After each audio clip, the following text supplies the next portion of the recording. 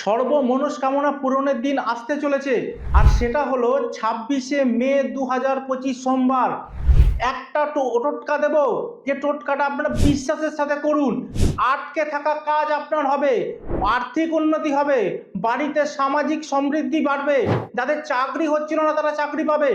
একটা প্রদীপ জ্বালাতে হবে শুধু, আর প্রদীপটা কিছু নিয়ম অনুযায়ী জ্বালালে অসম্ভব ভালো রেজাল্ট পাবেন।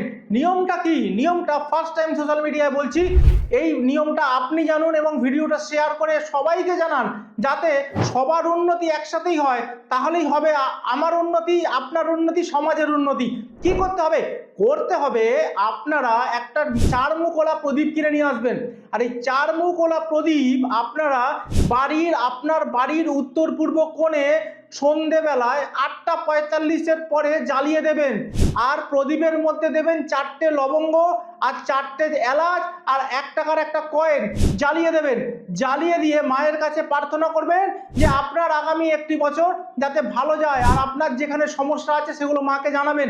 100% গ্যারেন্টি দিয়ে বলছি আপনাদের সমস্যার সমাধান হবে হবে হবে। আর আরেকটা জিনিস হচ্ছে, ওই দিনকে যদি আপনি জাইফল রান্নাঘরে গিয়ে রাত্রিবেলা 9টার পরে জ্বালিয়ে দিতে পারেন, তাহলে রেজাল্ট আরো ভালো পাবেন। ভিডিওটা প্রচুর শেয়ার করুন।